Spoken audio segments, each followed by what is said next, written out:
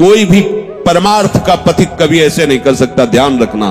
चाहे लाल पहने हो, चाहे पीला पहने हो, चाहे नीला पहने हो, सच्चा परमार्थ का पथिक मंगिबो भलो न बाप सो जो प्रभु राखे टेक। अगर ऐसे कर रहा है तो परमार्थ का पथिक नहीं है। हाथ ऐसे, अरे महारानी जी से भी ऐसे नहीं करना, क्योंकि हम उनके शरणागत तो खुद भरण पोषण करेंगी। ऐसे कैसे? ऐसा हो ही नहीं सकता। छोड़ेगा नहीं, कहीं भाग जाओ, वृंदावन धाम जाओ, चाहे जहां जाओ, छोड़ेगा नहीं तुम्हें। ये तुम्हारे साथ रहेगा, तुम्हें भोगना पड़ेगा, भोगना। इसीलिए डरते रहो, कोई ऐसा कर्म न बन जाए। इसीलिए जय हो भगवत शरणागति की, कि कोई भी कर्म उसको दंड नहीं दे पाएगा। शरणागत के समस्त भार को प्रभु स्वीकार कर लेते हैं। जिन शरीर अथवा मानसिक क्रियाओं के साथ मनुष्य अपना संबंध मान लेता है, वो सब क्रियाओं का फल उसे अवश्य भोगना होता है। ध्यान दीजिए, ये कर्म का दलदल बहुत बुरा दलदल है, इससे निकलने का उपाय नहीं मिलता बड़े बड़ों को। भीष्म जी के पास जब भगवान युधिष्ठिर जी को लेके जाते हैं, तो युधिष्ठिर जी से कहते हैं कि ज्ञान और धर्म का ये सूर्य अस्त होने जा रहा है, ले लो जितना तुम्हें ज्ञान लेना है। भगवान कह रहे हैं कि ज्ञान और धर्म का मूर्तिमान स्वरूप भीष्म, ये सूर्य अस्त होने जा रहा है। भीष्म जी से कहा, युधिष्ठिर जी के कुछ प्रश्न है, आप इनका उत्तर दे दीजिए। तो आंसू भरकर भगवान से कहा, प्रभु बहुत भयानक पीड़ा है, अर्जुन के तीक्ष्ण बाण शरीर में घुसे हुए हैं, कोई अंग नहीं है जो पीड़ा से जल न रहा हो। प्रभु ऐसी स्थिति में मैं क्या उपदेश करूं? देखो कर्म का जाल कितना सुदृढ़ होता है।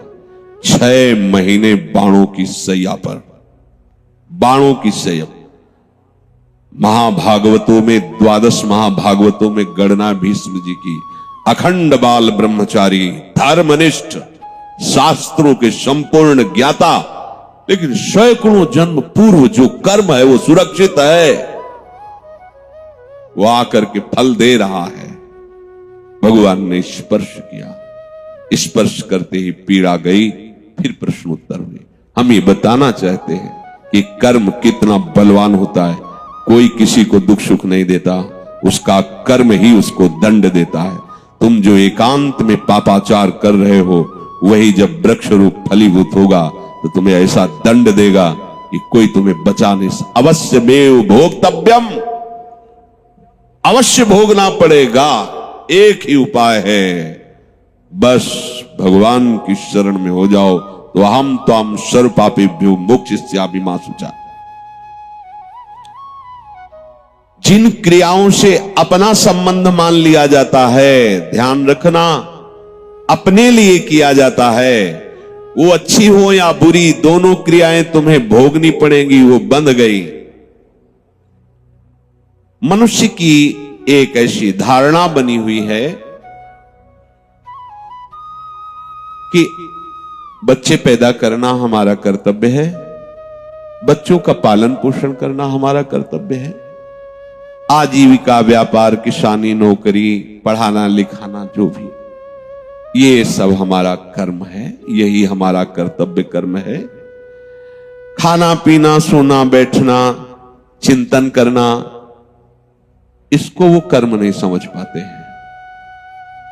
इसको वो कर्म मानते हैं कि नौकरी करना, कि शादी करना, बच्चों का पढ़ाना लिखाना, पालन पोषण, ब्याह, ये सब, ये कर्तव्य कर्म नहीं है। ध्यान रखना, कर्तव्य कर्म है भगवत प्रसन्नता के लिए करना। यही कार्य, भगवत प्रीत्यर्थ करना। अगर बीच में प्रभु को नहीं लाए तो यही सब कर रहे।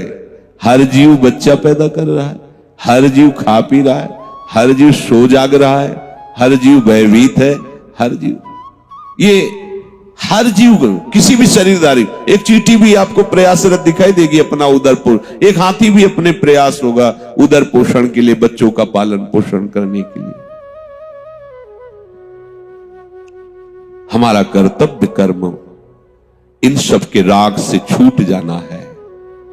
बहुत बढ़िया इनका पालन पोषण होगा जब आप इनको भगवत स्वरूप मानोगे। जब प्रभु के लिए करोगे तो बहुत बढ़िया। जैसे कोई एक आदमी बीमार है जिसके लिए हमने 5 लोगों को नियत किया तुम इनकी सेवा करो। अब वो क्या मान के सेवा करेगा? उससे कोई अपना संबंध नहीं, उससे कोई ममता नहीं, गुरु आज्ञा है इसलिए मैं कर रहा हूं। और भरसक प्रयास करेगा मेरी कोई शिकायत न जाए, मतलब अच्छे से सेवा करेगा। उससे ममता भी नहीं है, आसक्ति भी नहीं है, सेवा भी कर रहा है, परिणाम भगवत प्राप्ति। ऐसे ही तुम्हें परिवार में जो गृहस्थ में हो ऐसे ही तुम्हें करना है हरि गुरु आज्ञा पालन करने के लिए। पर क्या होता है, हरि गुरु की आज्ञा केवल उतना समझा जाता है कि दीक्षा ले ली है तो 3 माला सुबह कर लेंगे, थोड़ा पाठ कर लेंगे, गुरु जी की आज्ञा है। बकाया ये हमारा घर है, हमारी संपत्ति है, हमारा परिवार है, हम जैसे चाहें भोगे। ऐसा न पहले तुम्हारा था ना बाद में तुम्हारा रहेगा, बीच में तुम्हें सेवा के लिए दिया गया और झूठ से तुमने उसे अपना मान लिया। मुनीम अगर उस कंपनी का, जिस कंपनी का मुनीम है, उसको हड़पना चाहे तो क्या होगा? जेल की सजा होगी ना। तो मुनीम हो तो मुनीमगिरी केवल करो, मालिक बनने की चेष्टा मत करो। सेवक हो, सेवक भाव से रहो। इसी कारण जो उपासक समझ नहीं पाते तो उनको लगता है कि फिर तो भगवत प्राप्ति के लिए कर्मों का त्याग करना अनिवार्य है। परिवार छोड़ दो, व्यापार छोड़ दो, नौकरी छोड़ दो, ये छोड़ दो, वो छोड़ दो, वो छोड़ दो। ठीक, अब इसके बाद एकांत बैठ करके मनन चिंतन, भोगों का, विषयों का, खाना पीना, अच्छा शरीर सजाना, क्या ड्रामा चल रहा है, ये क्या नाटक चल रहा है, यही बात समझना है। हाँ, भगवत प्राप्ति की उत्कट अभिलाषा से जो वैराग्य जागृत होता है वो एक अलग चीज है। सुन सुना करके अपने कर्तव्य का भगवत स्वरूप मानकर पालन न करते हुए और उसका त्याग करके अपने शरीर के सुख आराम व्यवस्था के लिए भोग, ये दुर्गति का कारण बन जाएगा, परमार्थ का कारण नहीं बनेगा, समझ लेना। फिर यही होगा कि आप केवल रसेंद्री और जनेंद्री की पुष्टि के लिए चिंतन करते हुए डोलते रहोगे। देखे जो मैं जोरत हाथ लटकत, अरे केतिक आयु केतिक जीवन। कोई भी परमार्थ का पथिक कभी ऐसे नहीं कर सकता, ध्यान रखना। चाहे लाल पहने हो, चाहे पीला पहने हो, चाहे नीला पहने हो, सच्चा परमार्थ का पथिक मंगिबो भलो न बाप सो जो प्रभु राखे टेक। अगर ऐसे कर रहा है तो परमार्थ का पथिक नहीं है, केवल रोटी के लिए आज्ञा आचार्यों ने दी है। इसलिए बड़े बड़े परमहंस दरवाजों पे जाके केवल रोटी, अगर उन्होंने 10 रुपया निकाला कि भाई बाबा हमारे पास भिक्षा नहीं, 10 रुपया रख, नहीं, केवल रोटी। जो ये मान करके कि बहुत इसमें मेहनत और बड़ा समस्या है परिवार, आप बाबा जी बन जाएंगे, पूरी कचौड़ी हलवा तो भंडारे होते ही रहते, दक्षिणा भी मिले, कपड़ा भी बड़ा आराम की जिंदगी। चलो बाबा, भूल मत करना, बहुत आग में कूदने जा रहे हो, बहुत गलत करने जा रहे हो, जिससे तुम्हारा लोक परलोक सब नष्ट हो जाएगा। पहले संतों की समाज में कुछ ऐसे संत भगवान रखे जाते थे, अधिकारी जन, कि जैसे संत समाज आ रही तो गेट में खड़े हैं, उनको लगा तुम्हारा प्रेम पट क्या है, तुम्हारा योग पट क्या है, खड़िया पलटन उत्तरे नहीं दे पाओगे। अगर गुरु परंपरागत जुड़े हो, आचार्य परंपरागत, तो आपको पता होगा। अगर आप नहीं जुड़े हो तो आप नहीं उत्तर जानते हैं, सुना ही नहीं होगा तुमने प्रेम पट किसे कहते हैं, योग पट किसे कहते हैं। तो धाम है यहाँ, इसलिए नहीं तो हम लोगों को पहले पढ़ाया गया था इस यही बात कि संत समाज में पूछा जाए, अगर उत्तर नहीं दे पाए तो काशी में कपड़े उतरा लिए जाएंगे, मार करके मार थप्पड़ ला तो उसे भगा दिया जाएगा, साधु का नाटक करता है, बदनामी करवाएगा संतों की। जब तुझे अपने मार्ग का पता नहीं, परमार्थ का पता नहीं, तो वेश धारण करके केवल उदर पोषण के लिए तो ऐसे आचरण करेगा, लोग कहेंगे ऐसे बाबा जी होते हैं। लोगों की दृष्टि क्या होती है, वो कार से शीशा खोल रहे हैं, बाबूजी 10 रुपया दे, धिक्कार है यार। महान अनंत कोटि ब्रह्मांडों के स्वामी का सेवक होकर 10 रुपए के लिए हाथ फैला दे, जिंदगी किस काम की। इससे अच्छा है लेवरी कर 350 रुपया मिलेंगे, 8 घंटे मेहनत कर 500 रुपया कमा और खूब आनंद से खा पी। ये क्या लीला है, ये क्या चरित्र है।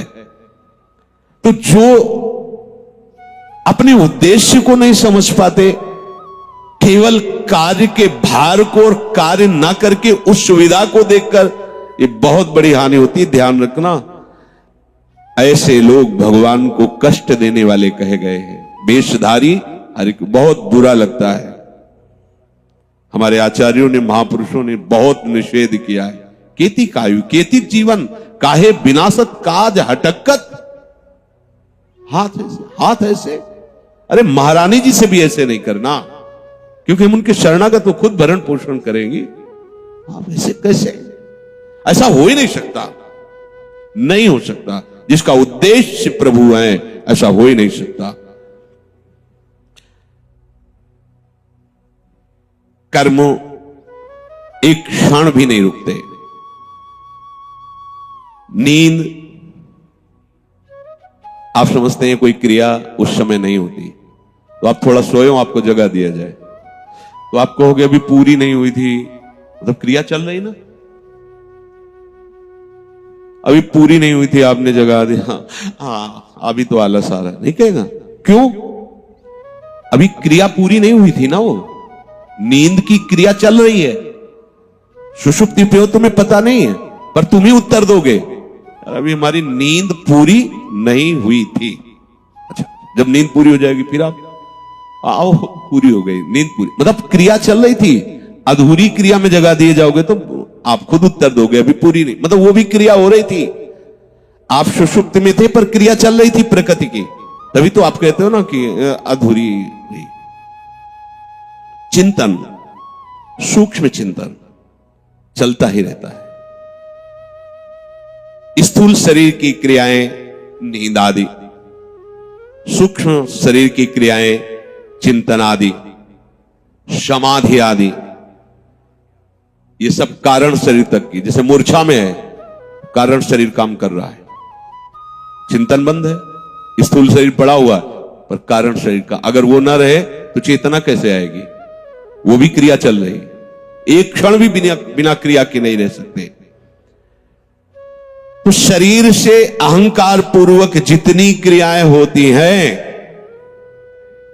वो हर शरीरधारी को भोगना होता है।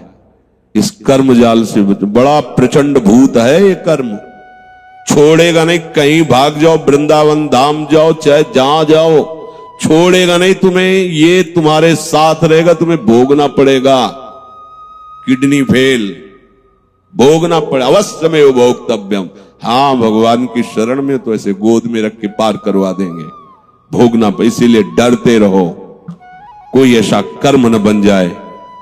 बन गया आकाश में उड़ गया, तुम्हें लगा कि वो कोई जाना नहीं, निपट गया। नहीं, वो तुम्हारी खोपड़ी में बैठा है। अब वो तुम्हारी बुद्धि पे शासन करके वहीं ले जाएगा, वही करवाएगा जिससे तुम्हारी दुर्गति होगी, तुम्हें दंड भोगना पड़ेगा। कर्म किसी का सहयोग नहीं लेता, वो खुद इतना बलवान होता है कि तुम्हें दंड देने के लिए उसे किसी सहयोग की जरूरत नहीं, वो सब सहयोगी तैयार कर लेगा। जिस समय वो दंड फलीभूत होने का, वो केवल इंतजार करता है समय का, जहां समय आया हिसाब किताब बराबर कर देगा। डरते रहो, आज्ञा के विपरीत कोई कर्म न बन जाए। इसीलिए जय हो भगवत शरणागति की, ये कोई भी कर्म उसको दंड नहीं दे पाएगा। देख लो, पूर्व में जो संचित गोदाम है उसमें आग लगा दी। आगे जो हमसे हो रहे हैं अनुल्लिख्या, लिखा ही नहीं जाएगा, ये अब बच गए। अनुल्लिख्यानंतानपि तदपराधान मधुपतिर, स्वयं मधुपति भगवान श्री कृष्ण लिखते ही नहीं। ये हरिवंश महाप्रभु कह रहे, सजनी जी कह रहे, नहीं लिखा जाएगा आगे का। किसका? शरणागत है, राधा चरणारविंद का। राधा राधा राधा, उसके गोदाम में आग लग जाएगी, भस्म। आग इसलिए कि अगर कह दिया जाए, झाड़ के निकाल दिया जाएगा तो भी वो सुरक्षित है, बाहर आ जाएगा तो भी सुरक्षित है। आग लग गई, अब उसमें अंकुरण होने की संभावना ही नहीं।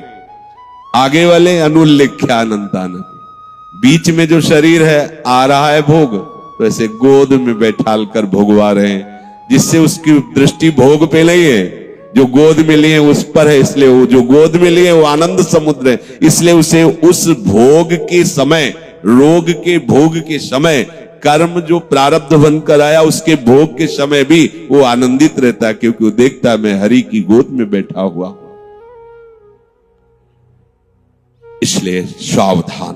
प्रभु कह रहे कोई भी ऐसा नहीं है कि एक क्षण भी कर्म के बिना रह सके।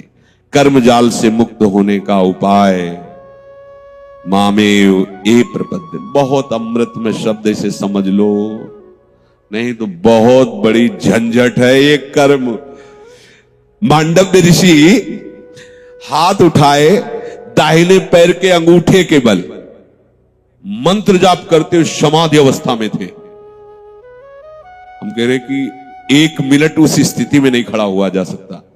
हाथ उठाओ, बायां पैर के बल, जिसे दाहिने पैर का अंगूठा पूरा इस पे रखो और दाहिने पैर के केवल अंगूठे पे हो, बायां पैर का पूरा बल यहां सपोर्ट में हो और दाहिने पैर के अंगूठे में। अब आप देखो धम्म से गिर जाओगे तुरंत। वो ऐसे खड़े और समाधिस्थ है, सावधान नहीं, शरीर की चेष्टा में समाधिस्थ है। राजा के यहां से चोरी करके देखो कर्म, राजा के यहां से चोर चोरी करके खजाने से अब जो राजा के यहां चोरी के बहुत ही प्रवीण होंगे, भागे तो राज कर्मचारी उन्हें पीछा किया, वो मांडव्य ऋषि जी के आश्रम में घुस गए, देखा राजकर्म, वहां पकड़ा, मैं माल सहित चोर मिले।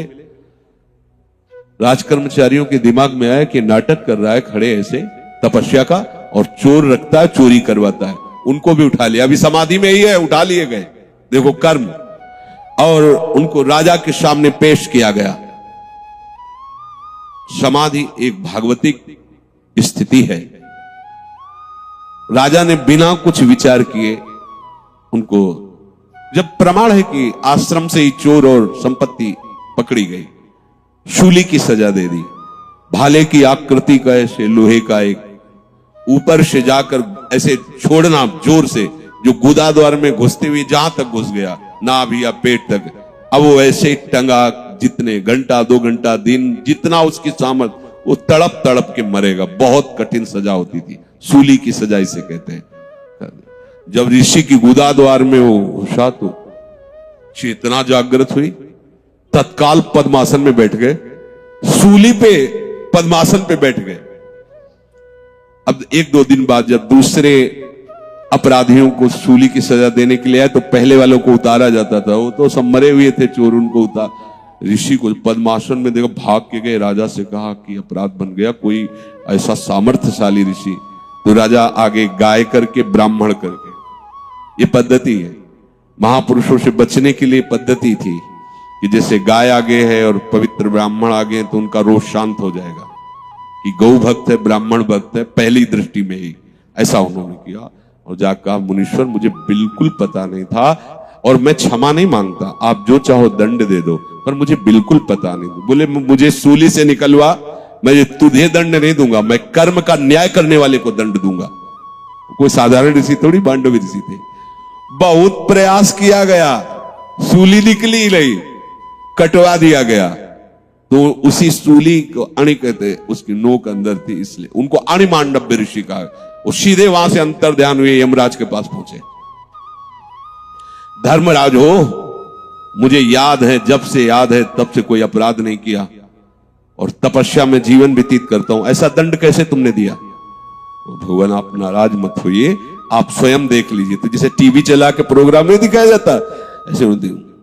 तो 8 वर्ष के थे मांडव्य ऋषि, तो एक तितली को खेल खेल में ऐसे पकड़ा और बमूल का लंबा कांटा उसके गुदादार में डाल के छोड़ दिया, वो तड़पते हुए मर गई।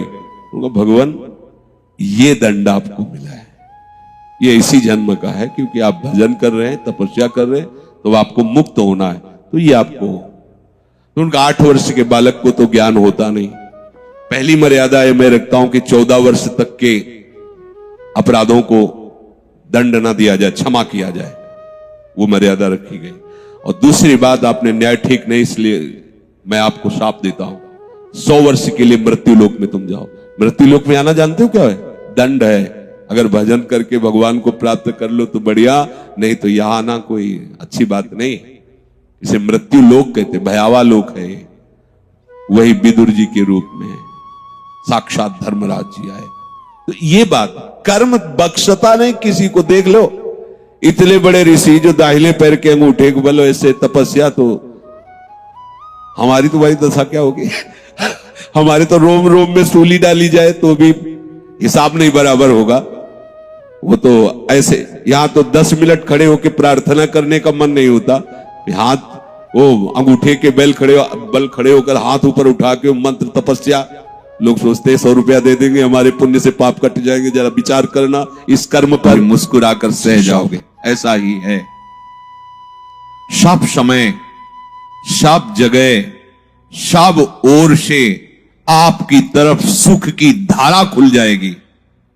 ध्यान दीजिए, सब समय सब जगह सब ओर से आपकी तरफ सुख की धारा खुल जाएगी। जिधर से देखो सुख ही सुख आपको डुबो रहा है। इसको जिसने भजन को पकड़ने के लिए सब कुछ छोड़ दिया है और एकमात्र प्रिया प्रीतम का भरोसा लेकर बैठ गया है, तो दसों दिशाएं उसके लिए मंगलमय हो जाती है। पूज्य राधा बाबा ने कहा कि तुम एक बार राधा कृष्ण बोले तो मानो तुमने मोक्ष के लिए कमर कस लिया। एक बार बोले तो मानो कमर कस लिया और प्रभु की शरणागति को हृदय से स्वीकार किया तो दसों दिशाएं मंगलमयी हो गई। ये कोई प्रवचन नहीं है, ये उनकी छाती की बात है, महापुरुषों के हृदय की बात है। जो ध्यान देना, इस मार्ग में आकर जगत के लोगों को बताना चाहता है कि मैं बहुत बड़ा भगत हूं और अपने को पुजवाना चाहता है, अपना परिचय सबको प्राप्त कराना चाहता है कि मैं बहुत बड़ा भजनानंदी तपस्वी त्यागी सिद्ध साधक, जो भी ऐसी चेष्टा तुमसे भूल कर भी ना हो। यदि तुमने ऐसी भूल कर दी तो तुम उनको भूल जाओगे जिनके लिए चले हो। सोचो, क्या कोई अपने प्रेमी की गुप्त बातें बाहर बताता है क्या? नहीं ना। तो तुम अपने भगवत कृपा से जो साधन बना है, जो तुम्हारी एकांतिक निष्ठा बनी है, जो तुम्हारे जीवन में त्याग और तप का संग्रह हुआ है, वो तुम कैसे बता सकते हो? गुरुजन अपने निज जनों को उस मार्ग पर दृढ़ होने के लिए अपने अनुभव बताते हैं, ना कि छाप लगाने के लिए। चुपचाप प्रभु के मार्ग में गुरुदेव के बताए हुए साधन शैली से चलो। दूसरों को बताने या सिखाने या दिखाने का बिल्कुल भी भाव नहीं होना चाहिए। प्रचार प्रसार पहले यहां प्रसार करो, अपनी इंद्रियों में, मन में, बुद्धि में। जब आप भगवत स्वरूप हो जाओगे तो कोई भी प्रचार या प्रसार करने का अवसर ही नहीं रह जाएगा, क्योंकि जिधर देखोगे अपना प्रभु है, तो अब किसको उपदेश करें, किसके कल्याण के लिए सोचे, क्योंकि कल्याण स्वरूप प्रभु ही सब रूपों में विराजमान है। जब तक ये अनुभव नहीं, तब तक कल्याण करने की योग्यता नहीं, और जब कल्याण करने की योग्यता आती तो पूरी सृष्टि में कोई बचता ही नहीं है। जित देखो तित श्याममयी, तो किसका कल्याण करे? जो उपासक जगत के लोगों से बहुत मित्रता करता है, बहुत परिचय बनाता है, प्रणाम करवाने में बड़ा सुख मिलता है। कोई साष्टांग लौटता है ना, लगता है मेरे में कुछ है, गए। ध्यान, सम्मानम कल्याति घोर गरलम, ये विष है। जिसने अपना परिचय दूसरों को देने के लिए सारा प्रयत्न किया, याद रखो कभी भी ना तो प्रभु का परिचय पा सकता है, ना प्रभु के परिचय में आ सकता है। दोनों बातें समझ लीजिए, ना वो प्रभु का परिचय पा सकता है और ना वो प्रभु के प्रेम परिचय में आ सकता है। कोई कह सकता है वो सर्वज्ञ है, ये कैसे हो सकता है कोई प्रभु के परिचय में? आप देखो, भगवान कह रहे हैं, जो भक्त सर्वस्व समर्पण करके केवल मुझको जानते हैं, मैं केवल उनको जानता हूं, लक्ष्मी जी को भी नहीं जानता हूं, भगवान शंकर आत्मा है, उनको भी उतना नहीं। हे उद्धव, तुम्हारे जैसे निरपेक्ष प्रेमी महाभागवत को मैं जितना प्यार करता हूं उतना अपने आप को भी प्यार नहीं करता। याद रखो, तुम्हारे ऊपर प्रियालाल की निरंतर कृपा बरस रही है, तुम उस कृपा में भींज रहे हो। कोई भी क्षण तुम्हारा उनके स्मरण से रहित ना होने पावे, वंचित ना रहने पावे। आप कहोगे हमें तो ऐसा अनुभव नहीं होता कि प्रतिपल हम पर कृपा है, तो कह रहे हैं देख लो तुम्हारी कोई प्यारी से प्यारी और वस्तु है। कैसा महापुरुषों ने मनन किया है। यदि तुम्हें शरणागति प्राप्त होने पर, भगवत मार्ग में आने पर अभी ऐसा अनुभव नहीं हो रहा कि हमारे ऊपर प्रियाजू की कृपा बरस रही, बरसंत में वो सहजात बुद्ध सौख्य धाराम, तो कोई प्यारी वस्तु है, कोई प्यारा है तुम्हारा। देखो अंदर से उस प्यारी सी प्यारी वस्तु को, उस प्यारे से प्यारे संबंध को प्यारी जू और प्यारे जू से जोड़ो, अभी अनुभव हो जाएगा बरसंत में वो सहजात बुद्ध सौख्य धाराम। वो तुम पर कृपा कर रहे हैं, पल पल तुम्हें संभाल रहे हैं। सचमुच सचमुच तुम्हें मालूम नहीं वो कब से तुम्हें प्यार कर रहे हैं, तुम्हें मालूम नहीं वो तुम्हें अपनी गोद में रखे हुए हैं। एक क्षण के लिए भी वो अपनी दृष्टि से तुम्हें दूर नहीं करते, पर तुमने अपनी दृष्टि उधर की ही नहीं। क्या बात, तुमने उधर दृष्टि ही नहीं की, तुम उनसे विमुख होकर दृष्टि संसार की तरफ किए रहे। उनका कल्याणमय कर कमल तुम्हारे सर पर है, अब तुम उसके बल पर वापस लौटो। ये तुम्हारा मार्ग नहीं है। तुम पूछोगे कि ये जलन जो बढ़ रही है हमारे हृदय में, ये चिंता बढ़ रही, शोक बढ़ रही, मन घबरा रहा है, पता नहीं क्या कैसा, ऐसा लगता है कि ना कोई आग है, ना कोई जलन है, ना कोई ताप है। ये मन की विमुखता है, घबरा रहा है। अनंत बलशाली प्रभु का आश्रय लेने में घबरा रहा है। नाशवान प्रतिपल छूटने वाले विषय के छोड़ने में घबरा रहा है। ये मन की चाल है। न कोई आग है, न कोई जलन है, न शोक है, ये केवल अज्ञान है। डरना मत, आगे बढ़ो, अभी वो भूमिका नहीं आई जो निर्भय अवस्था है। आगे कदम रखोगे तो आप खुद हंसोगे अपनी इस वृत्ति पर। जो हो रहा है होने दो, तुम्हारे रोकने से रुकेगा भी नहीं। तुम तो बस अपने मंगलमय आराध्य देव की इच्छा में अपनी इच्छाओं को मिला दो। आओ प्रवाह में बहते हैं। प्रवाह में बहने में जानते हो हाथ पैर नहीं चलाना होता। सत्प्रेम सिंधु मकरंद रसौघ धारा, अब इस धारा के प्रवाह में बहो। राधा राधा राधा।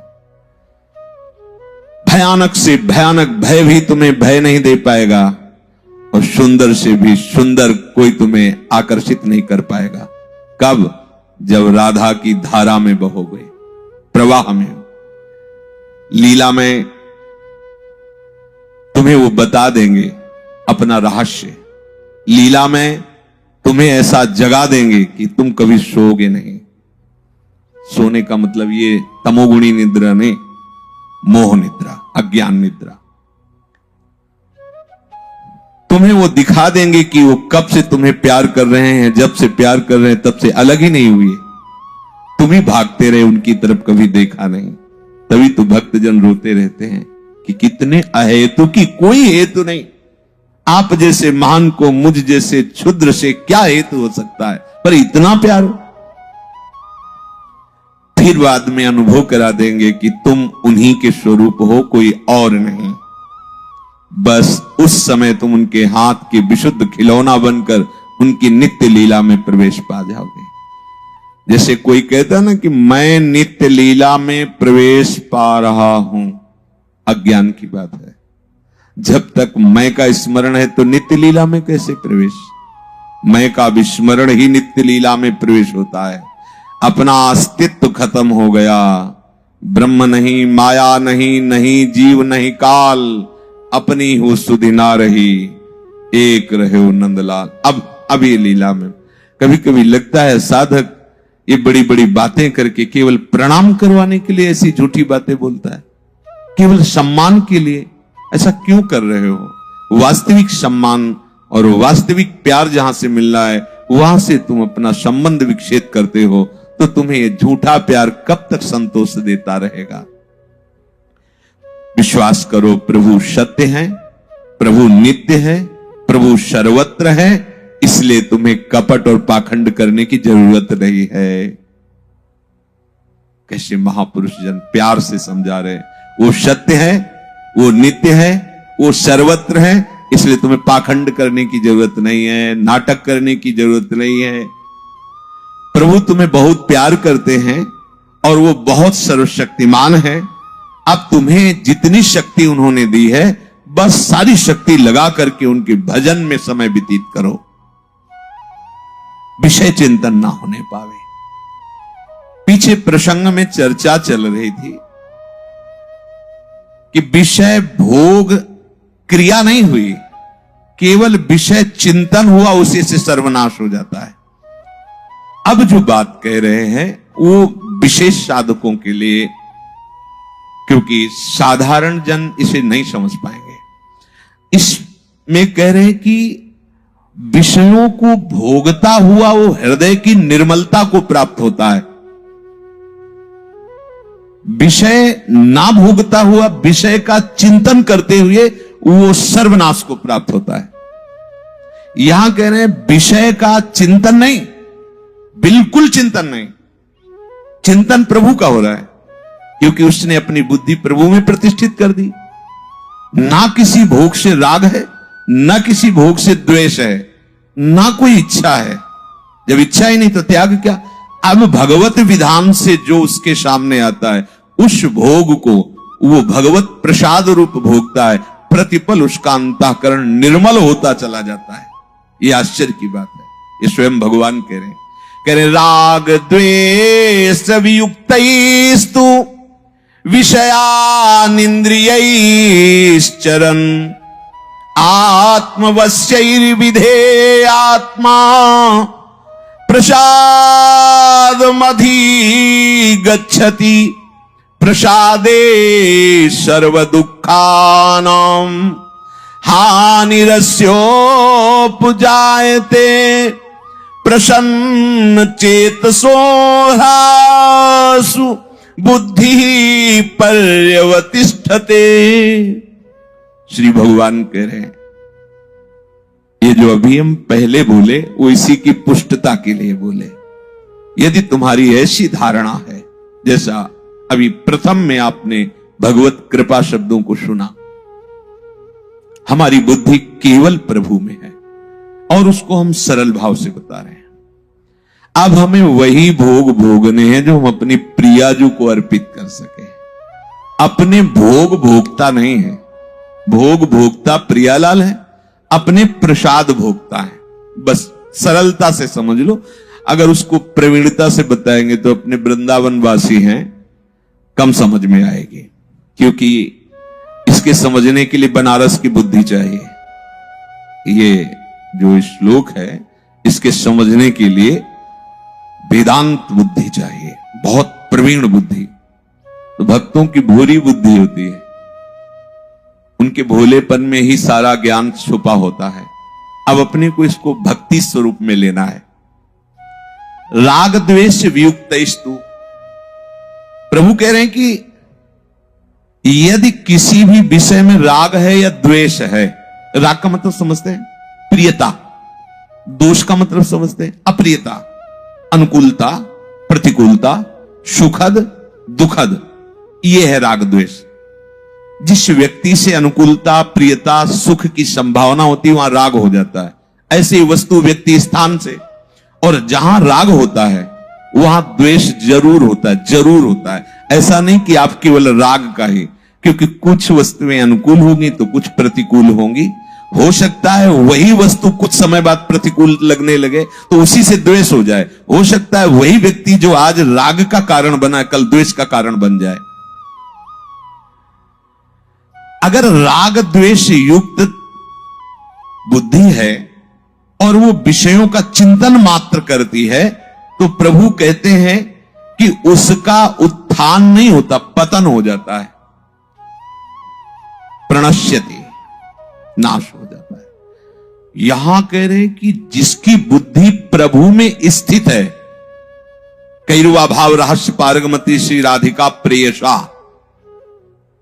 लाडली जू के प्राण प्यारे प्रीतम और प्रीतम की प्राण प्यारी लाडली जू, इन दोनों के प्रेम रहस्य में जिसकी बुद्धि स्थित है, वो विषयान ग्रहणंत मुंचंत हुआ, वो विषय भोग करे या उसका त्याग कर दे, वो बहिर्मुख पुरुषों का संग करे या ना करे, वो शास्त्र के अनुसार कार्य करे या ना करे। क्यों? क्योंकि जो दंड मिलता है या पुरस्कार मिलता है, वो बुद्धि जब अहम धर्म से युक्त होकर कार्य करती, मैंने ये भोगा, मैंने ये किया, अब अवश्य में भोक्तव्यम कृतम कर। अब बुद्धि तो लगी प्रभु में, प्रभु के चिंतन में।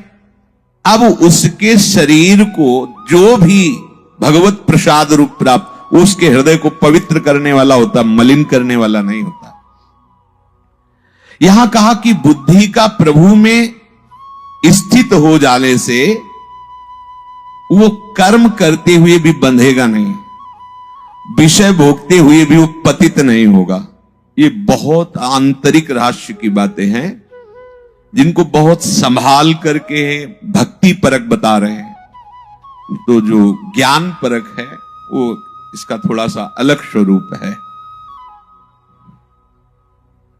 जब मार्ग ही नहीं चलना तो उसकी चर्चा क्या करें। वो मार्ग हमें जो चलना है उसको समझिए। बहुत ही सुंदर बात है, बहुत सुंदर बात है।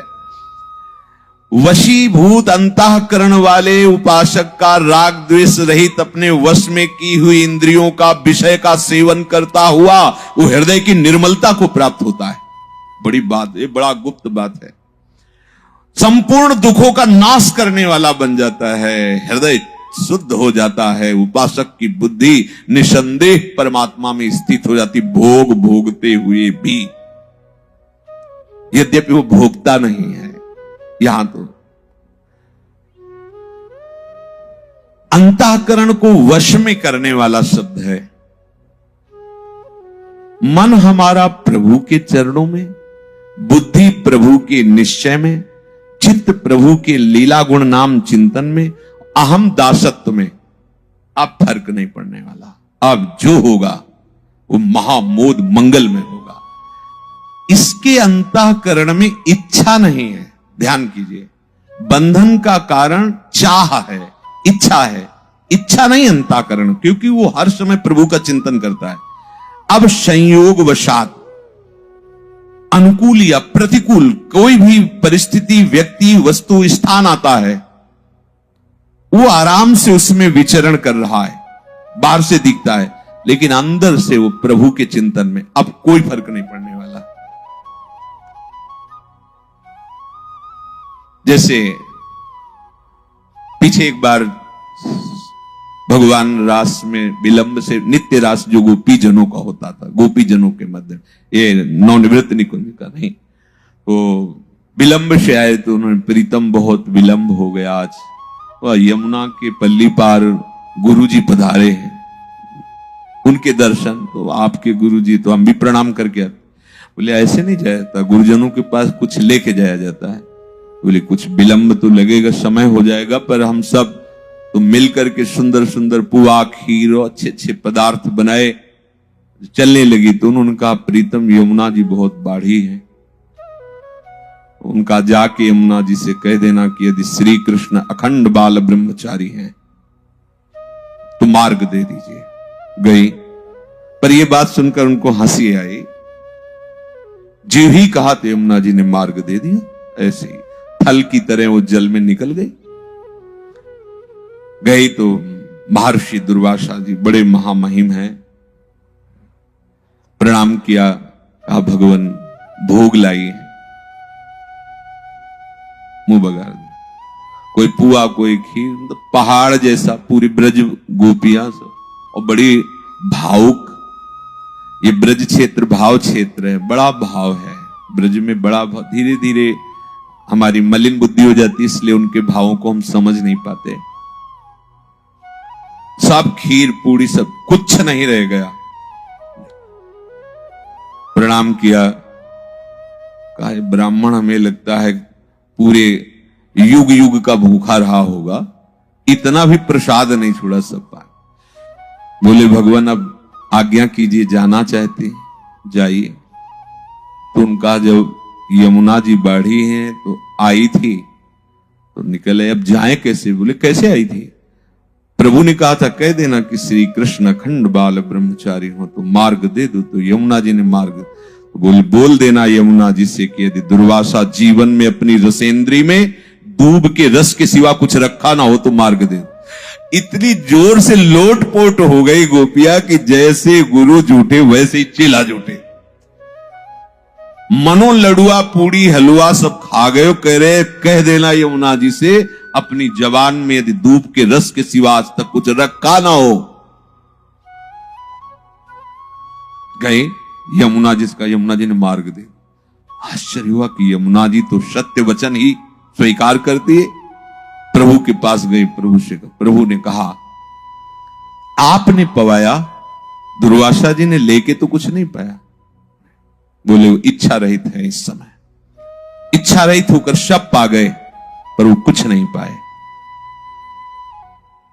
बोले आपके विषय में भी जानना चाहती है कि आप, क्योंकि ब्रह्मचर्य में ये सब हंसना खेलना, ये सब लीला व्यवहार, तो उनका मेरे सिवा कोई है ही नहीं, इसलिए मैं सदैव अखंड हूं, इसलिए अखंडानंद कहते हैं। मेरे सिवा कोई है नहीं और मैं कभी किसी शरीर से नहीं खेलता, आत्मानंद में, आत्मस्वरूप में। ये जितनी गोपीजन प्रभु के पास है शरीरधारी नहीं है, ये सब आत्मस्वरूप है, आत्मस्वरूप। जब कुछ ब्रजवासियों ने उनको रोका तो जो चली थी उनसे पहले वो श्री कृष्ण के पास थी, तो शरीर तो वही आत्मस्वरूप। ये जितने भी भाव देह हैं ये आत्मस्वरूप है, ये पांच भौतिक नहीं है, ये आत्मस्वरूप। और आत्मस्वरूप में कहीं मलिन विकार की कोई गुंजाइश ही नहीं होती। तो भगवान का जो विलास है, जो लीला विलास है, वो स्वयं में स्वयं से है, दूसरा कोई है ही नहीं, स्वयं से स्वयं में। वो जब तक उस ऊंचाई पे बुद्धि नहीं होती तब तक उन्हें हम देखते हैं गोपी और श्री कृष्ण, हम देखते हैं वृंदावन कुंज निकुंज, बहुत कुछ नहीं है, एक ही वही प्रेम स्वरूप प्रभु वृंदावन बन करके, वही प्रेम स्वरूप प्रभु कुंज निकुंजे बनकर, वही प्रेम स्वरूप प्रभु ये सब रसिक के हृदय में रस स्वरूप बनकर अपने आप से अपने आप में स्वप्रतिबिंब विभ्रमा। जैसे छोटा बालक कांच के मंदिर में अपने बहुत से चित्रों को देखकर खेलता है, प्रतिबिंब को देखकर, ऐसे प्रभु का विलास चल रहा। यही प्रश्न परीक्षित जी ने किया था, तो प्रभु ने, श्री सुखदेव मुनि ने, गोपी नाम च तत्पति नाम च सर्वेशाम एव च, गोपियों के, उनके पतियों के और समस्त देहधारियों के जो आत्मा है वो अपने आप से अपने आप में खेल रहे। बस यही समझना है कि जब ये स्थिति प्राप्त होती है कि चित्त, मन, बुद्धि और अहम प्रभु में समर्पित हो गया, तो वो विषयों में विचरता हुआ भी निर्विषय है। और एक विषयों का त्यागी राग भाव से विषय चिंतन करता है तो भ्रष्ट हो जाता है, उसे नष्ट कहा गया। स्मृति भ्रंशा बुद्धिनाशो बुद्धिनाशात् प्रणश्यति। और एक जिसकी बुद्धि प्रभु में अचल हो चुकी है, वो विषयों में विचरण करता हुआ भी निर्मलता को प्राप्त होता है। आत्मवश्य ही राग द्वेष वियुक्त ही इंद्रिय। उपासक का मन प्रभु में लगा होता है, इंद्रियां प्रभु में लगी होती हैं, ऐसा समझो। जैसे आपको सुंदर सुंदर भोग सामग्री सब समर्पित की जाए, जो जो भी जाओ उस कमरे में सब भोग सामग्री, जो भोगना चाहो भोगो, इसके बाद तुम्हें फांसी दे दी जाएगी। अब बताना किसी भोग का स्वाद, किसी भोग का स्वाद भयवश तुम नहीं ले पाओगे। क्योंकि तुम्हें हर भोग में फांसी का फंदा नजर आएगा, भयानक क्लेश देने वाला हर भोग लगेगा, क्योंकि अभी अभी फांसी दी जाएगी। एक भय है ये जो भोगों का राग नष्ट कर दिया, मृत्यु का भय। और वो अमृत पद परम प्रेम स्वरूप प्रभु में मन लग गया, अब उसे कोई भोग रुचेगा, कुछ अच्छा लगेगा, बस रुचना नहीं है, विचरण कर रहा है, कोई फर्क नहीं पड़ता। राग रख के, इच्छा रख के जिस पदार्थ, वस्तु, व्यक्ति का आप सेवन करेंगे वही आपके बंधन और पतन का कारण है। इसीलिए अपने लिए बहुत बढ़िया उपाय गुरुजनों ने बताया है। वस्त्र भी धारण करना है तो महारानी जी को अर्पित करके, पानी भी पीना है तो आपको, भोग आप, प्रसाद आप, ठीक है। प्रसादे सर्व दुखानाम हानिरस्योपजायते। जब हम राग द्वेष रहित, अब उसमें हम हमारी श्री जी ने पाया है, इस भाव से पाते, इसे राग नहीं कहते, इसे अनुराग कहते। आहा, हमारे प्रभु की श्रीअंग का ये पुष्प है, ये जो वस्त्र धारण, ये प्रभु की प्रसादी है, हमारा जीवन प्रभु की प्रसादी है। अब कोई बंधन नहीं। जैसे कहा जाता है आप भजन करते हैं, जो आप लेते हैं वो आपका भजन नष्ट होता है। भजन से जाता है किनका? तपस्वियों का, त्यागियों का, सन्यासियों का, भजनानंदियों का, भक्तों का नहीं। क्यों? क्योंकि भक्त कुछ भोग करता ही नहीं, वो प्रसाद सेवन, और प्रसाद से क्या होती? आत्मोन्नति होती। प्रसादे सर्व दुखानाम हानिरस्योपजायते प्रसन्न चेतसो ह्रासु बुद्धि परिवतिष्ठिते। उसका फल होगा कि उसकी बुद्धि प्रेम विकल हो जाएगी। बहुत समझने का विषय है। ये जो बड़े बड़े महापुरुष कहते, कोई भी चीज जो प्रियालाल को अर्पित न कर सको वो नहीं पाना है। क्यों कहते हैं? क्योंकि वही तुम्हें बांध लेगी, वही तुम्हारे अंदर राग द्वेष पैदा कर देगी। अच्छा, प्रियाजू को अर्पित की हुई वस्तु में हमारा राग द्वेष नहीं होगा। प्रियाजू ने पाया, पहली बात ये रहेगी क्योंकि प्रसाद है, और प्रियाजू ने पाया है, इस भाव से आप पाओगे तो वो आपके हृदय को पवित्र करने वाली है। जिसे हरिराम व्यास जी कह रहे हैं, एक एक कवल में करोड़ करोड़ एकादशी का फल है। प्रिया जी को जो पवाया गया है, कोटि कोटि एकादशी महाप्रसाद को अंश, करोड़ करोड़ एकादशी का फल लाडली लाल के उच्छिष्ट के एक एक कवल। एक बार सत्संग में बताया था, श्री कबीरदास जी कहते हैं कि जो प्रभु को भोग लगा दिया गया, उसके एक एक कण में बड़े बड़े व्रत और तीर्थ अवगाहन किए जाए तो भी वो फल बराबरी नहीं हो सकता। प्रसाद हृदय की प्रसन्नता का स्वरूप बनता है जाकर के। साधक के लिए, उपासक के लिए सबसे बड़ी सावधानी है कि हम किसी विषय के भोक्ता नहीं हैं। बहुत सावधानी से इसका स्वरूप समझना है। आपने पहले निश्चय किया कि ये जो वस्तु बन रही बड़ी स्वादिष्ट है, जल्दी से दिखा के पाले। आप भोक्ता हो, बंधोगे, हिसाब किताब होगा।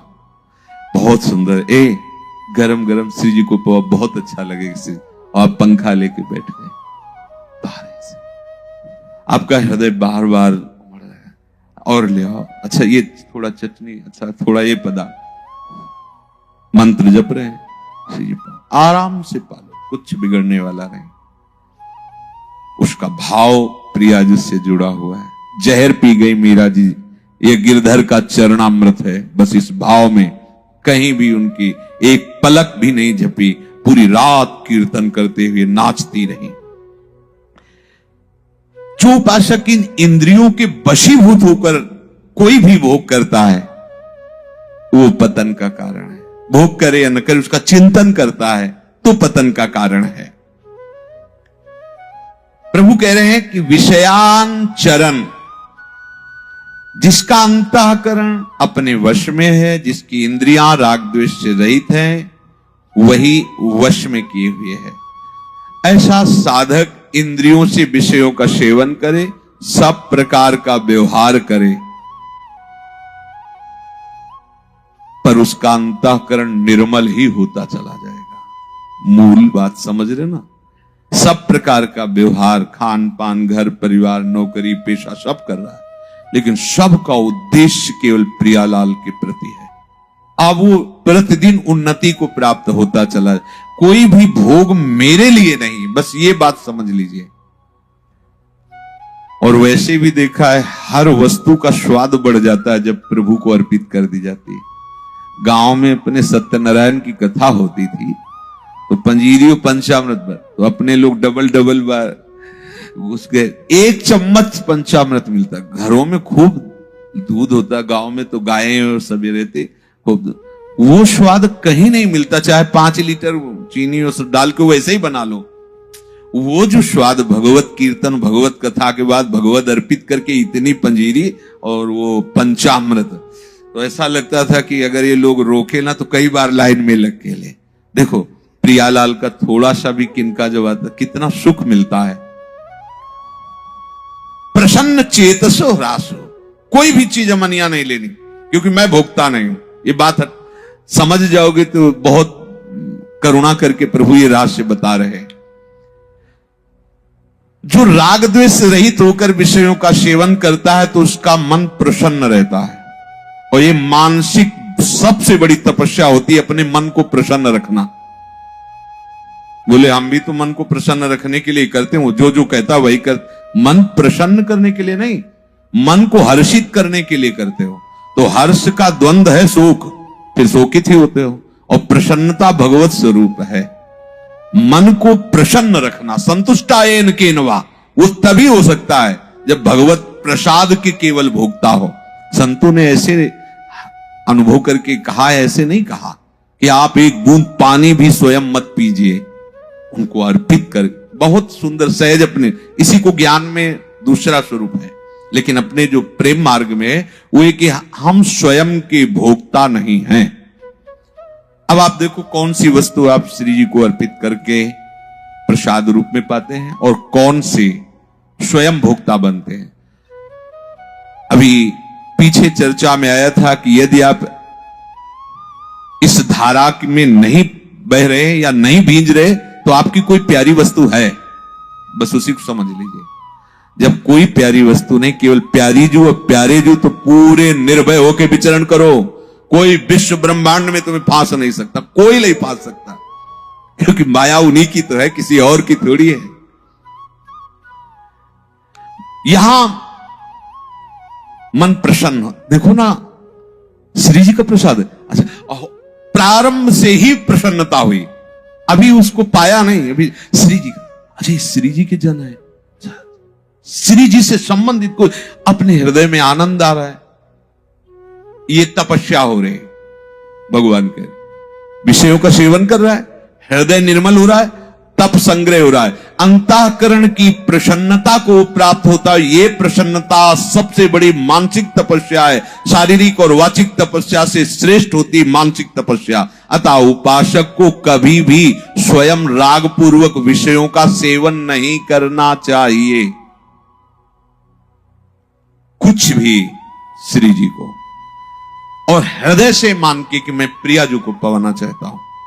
अगर हृदय में ये प्रबलता है कि जल्दी से दिखा दूं मैं पाऊं, तो मुझे लगता नहीं पाना चाहिए, नहीं, क्योंकि हम जिस मार्ग के पथिक हैं, आज इसने ये हलचल पैदा करके हमारे हृदय की भावना को बिगाड़ा, कल और बड़ी हलचल पैदा करेगा, हम चांस ही नहीं देंगे। अगर ये बात है कि प्रियाजू को बिल्कुल सहर्ष, जो साधक राग पूर्वक किसी विषय का सेवन करता है और द्वेष पूर्वक उसका त्याग करता है, उसका अंतःकरण मलिन होता है। द्वेष पूर्वक त्याग करना और राग पूर्वक सेवन करना दोनों बराबर अंतःकरण को मलिन करते हैं। इसलिए न राग न द्वेष, निर्णय क्या, जो प्रियालाल पाएंगे वही पाएंगे। हम प्रियालाल के चरणों में शयन करते हैं, हम प्रियालाल के साथ रहते हैं, प्रियालाल के प्रसाद भोगता है, बस निर्भय हो जाओ, कोई तुम्हें नहीं बांध पाएगा। देखा है, एक अचला भी पहले धो करके, फिर रज में ऐसे करके, फिर श्री जी के चरणों पे रख के फिर सेवन करते। महापुरुषों को देख, एक कुछ है, इस पर हमारा महत्व तो नहीं बैठ पा रहा। इसे श्री पातंजलि जी कहते हैं, दीर्घकाल निरंतर सत्कार सेवितो दृढ़ भूमि। सत्कार शब्द बहुत आदर के साथ, बहुत महत्व रखे। ओहो, मुझे राधा नाम मिला है, श्री गुरु मुख से मुझे मंत्र मिला है, ये तो बहुत अमूल्य वस्तु है, परम धन है। पर हमारी महत्व बुद्धि ऐसी नहीं होती। ओहो अहो भाग्य, वृंदावन धाम की जो महिमा, मेरे में तो एक भी सद्गुण नहीं, फिर भी धामवास, धाम में आना, धाम का दर्शन, अहो भाग्य, महत्व बुद्धि। मनुष्य शरीर मिलकर के अध्यात्म मार्ग में चलना, अहो भाग्य। हमारी दुर्दशा है, प्रभु की तरफ से कृपा की वर्षा है, और हमारी अपनी ऐसी दुर्दशा है कि हम अपनी मनमानी अहंकार की छतुरी लगा करके उस कृपा में भींजते ही नहीं। अपने को कृपा से बचाकर अकृपा में पहुंचा देते हैं।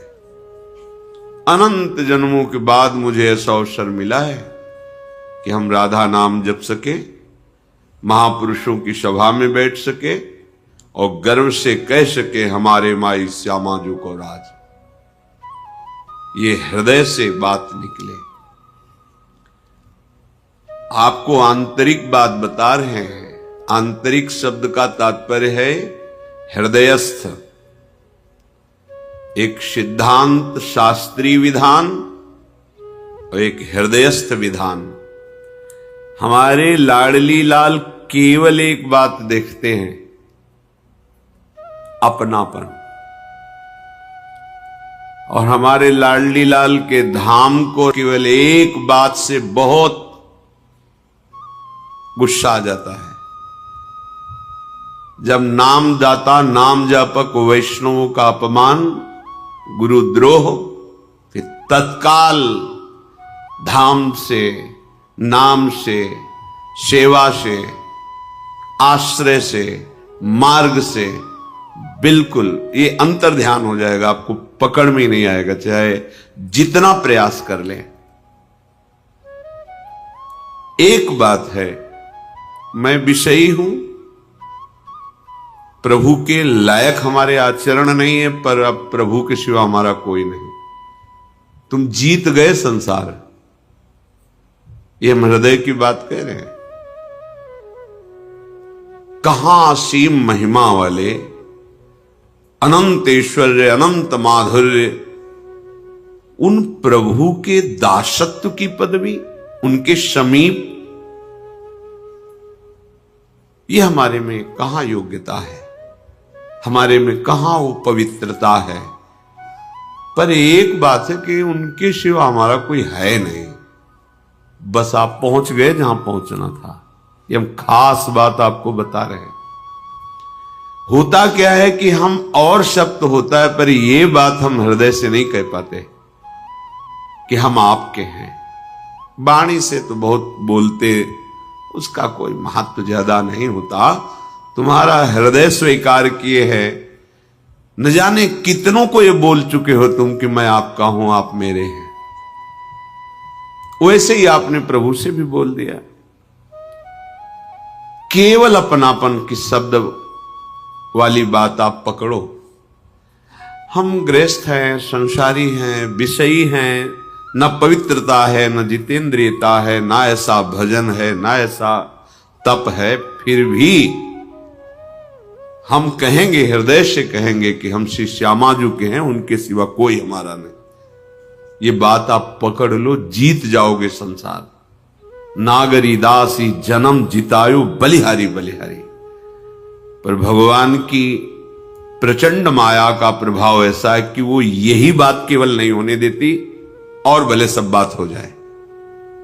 माला थोड़ा घुमा लेंगे, आरती पूजा कर लेंगे और सब कर लेंगे, लेकिन अपनापन प्रभु को नहीं देंगे। बस यही शब्द निकलता है कि भगवत प्राप्ति अत्यंत कठिन है, नहीं तो शब्द बदल जाएगा। भगवत प्राप्ति अत्यंत सरल है। आप कुमार्गगामी प्रवृत्तियों में बढ़ावा मत दें और मैं प्रभु का हूं ऐसी ठसक रखे, फिर आप देखें चमत्कार आपके जीवन में क्या प्रकट होता है। एक तरफ बड़ा तपस्यापरायण और एक तरफ ठसक रखने वाला कि हम श्री श्यामा श्याम के अंदर की बात, बहुत बड़ा अंतर है। उसको तपलोक मिलेगा और आपको सीधे प्रियालाल मिलेंगे। बड़े बड़े महापुरुषों ने जब अपने आप को प्रियालाल के करुणा कृपा के आगे खड़ा देखा तो निकल पड़ा, सबे अंग गुणहीन हो ताको यतन न कोई, एक किशोरी कृपाते जो कछ होय सो होय। निकल पड़ा। और ऐसे महापुरुष हैं जो नित्य विहार लीला को खुली आंख देख रहे हैं। और वो क्या कह रहे हैं, जब लाडली की कृपा सामने है तो कह रहे सबे अंग गुणहीन हो। तपस्या, साधना, व्रत, संयम, नियम, तीर्थ आटन, यश, ज्ञान, विज्ञान, सबे अंग गुणहीन हो ताको यतन न कोई। अब जो कुछ होना है तो एक किशोरी कृपा दे, जो हमने तो आश्रय ले लिया है किशोरी जो आपका। आश्रय भी कैसा, हरिवंश पतिव्रत हैं तिनके, सुख संपत्ति दंपति जो जिनके। जैसे एक पतिव्रता प्रेमी अपने प्रीतम को मन वचन कर्म से सुख देने की भावना, उसके कभी प्रतिकूल न चलना और अनन्य आश्रय हो गया। प्रभु को ज्यादा है सब नहीं, सीधे अपनेपन से। सुचिरम प्रोषिते कांते यथा पति परायणा, प्रियानुरागिणी दीना तस्य संगैक कांक्षिणी, तद्गुणान् भावये नित्यम गायत्यभिशृणोति च, श्री कृष्ण गुण लीला दे स्मरणादि तथा चरेत। जैसे कार्य से गए हुए परदेश में रहने वाले पति का उसकी प्रियतमा अनन्य भाव से बाट जोहती रहती है, चिंतन करती रहती है, अपने शरीर को भी संभालती है, अपने गृह को भी संभालती है, परिवार के सदस्यों की भी सेवा करती है, पर अंदर से केवल चिंतन अपने प्रीतम पति का होता है। ऐसे ही उपासक जब एकमात्र सारा व्यवहार हो रहा है, घर परिवार नौकरी सब, पर हृदय की दशा उस पतिव्रता पत्नी की तरह है। वो शोहनी लगा रही, सब कार्य कर रही, पर चिंतन अंदर से अपने प्रीतम। बाहर निकलकर दरवाजे के देखती है, सूचना ही आ जाती, कोई पत्र ही भेज देते, ऐसा तो नहीं क्यों आ रहे हैं। बार बार उनका चिंतन। बस यही उपासक की धरा है, प्रेम मार्ग के उपासक की अनन्यता।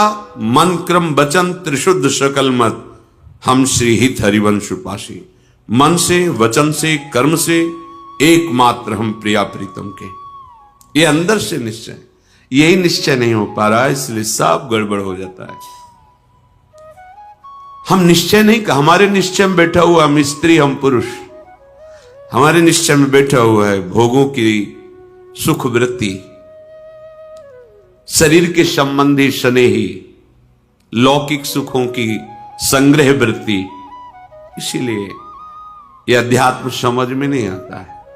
चाहे जितना प्रवचन कर लो, चाहे जितना प्रवचन सुन लो, ये बात तभी तुम्हारे हृदय में समझ में आएगी जब इतना एक बात स्वीकार कर लो, मैं श्यामा श्याम का, अंदर से इसमें कोई मिलावट नहीं और किसी का सपोर्ट नहीं कि वो हट जाएगा तो श्यामा श्याम मेरे हैं, ये बात हम नहीं कह पाएंगे। नहीं, हमारे हैं, किसी के सपोर्ट की जरूरत नहीं इसमें, किसी विषय, किसी वस्तु, किसी स्थान, किसी व्यक्ति के सपोर्ट से नहीं, हृदय से आप स्वीकार करो वो हमारे हैं, पहले भी थे, अब भी हैं, आगे भी रहेंगे। और हमारा कोई नहीं है, पहले भी कोई नहीं था, आगे भी कोई नहीं रहेगा, बीच में केवल भास रहा है। जैसे रेलवे स्टेशन पर हम अपनी गाड़ी का इंतजार करने के लिए बैठते हैं, 50 लोग बैठे होते हैं, बस ऐसे गाड़ी आई, कोई किसी से पूछता नहीं, अपनी चली। समय नियत मिला हुआ है, उसमें आप क्या करते हैं ये छूट दी गई है। जीवन का परम लाभ अनन्यता है, अपने आराध्य देव के सिवा अन्य कुछ है ही नहीं। अपने आराध्य देव के सिवा कहीं मेरा कोई नहीं, मैं किसी का नहीं, ये अंदर की बात, कहने की बात नहीं। तद्गुणान भावे नित्यम गायत्यभि शृणोति च श्री कृष्ण गुणलीलादे स्मरणादि तथाचरेत। उपासक को चाहिए कि एकमात्र श्री श्यामा श्याम में आसक्त होना है। उपासना का फल क्या है? आसक्त होना। आसक्त का अर्थ क्या है? शक्ति रह न जाना। हम चाहें भी तो हमारा मन प्रिया प्रीतम को भूल नहीं सकता, इसे आसक्ति कहते हैं। हमारी शक्ति ही नहीं रह गई कि हम इनसे बिलग रह सके, धाम के बिना जी सके।